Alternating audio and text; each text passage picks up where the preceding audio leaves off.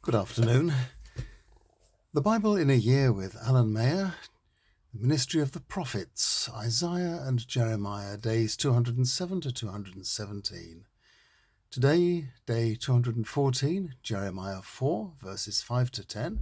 I'm re-recording this as the previous recording of day 214 was faulty.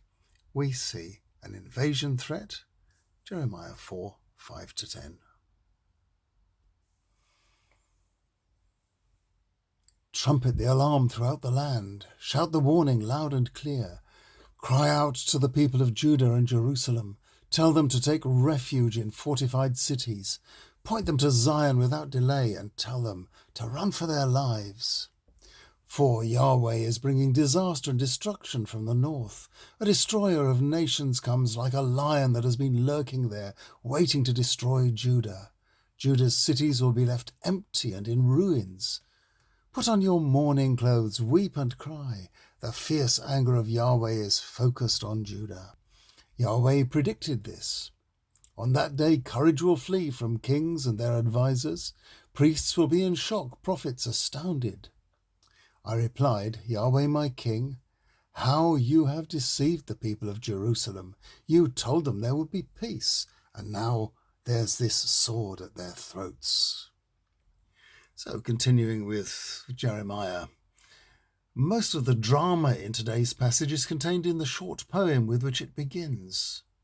There's not much of a clue here about which particular invasion threat this might be, but the aggressor is probably Assyria, which is likened to a hungry lion that has been lurking quietly in the north, waiting for its moment to strike.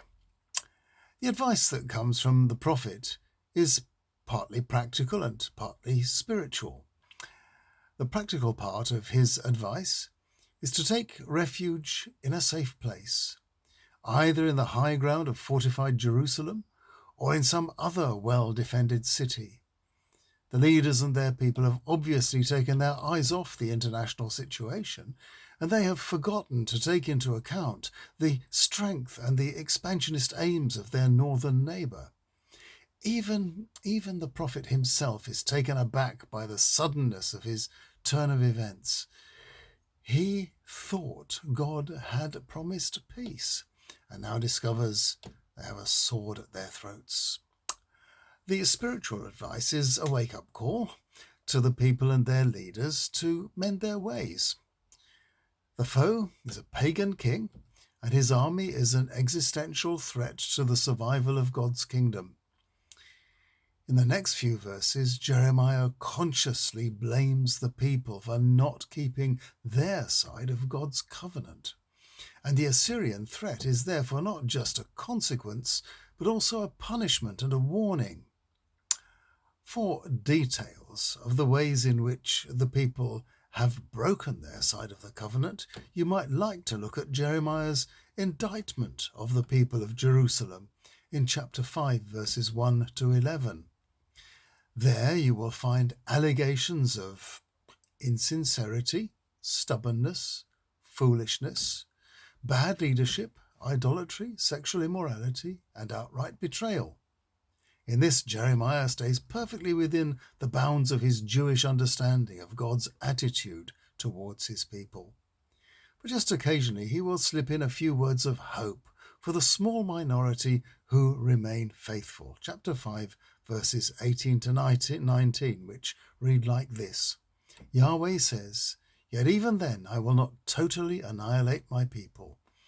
When they ask why I did all this, Jeremiah, tell them that just as they turned from me to serve alien gods, even in their own country, so in return they will have to serve strangers in a land they do not own.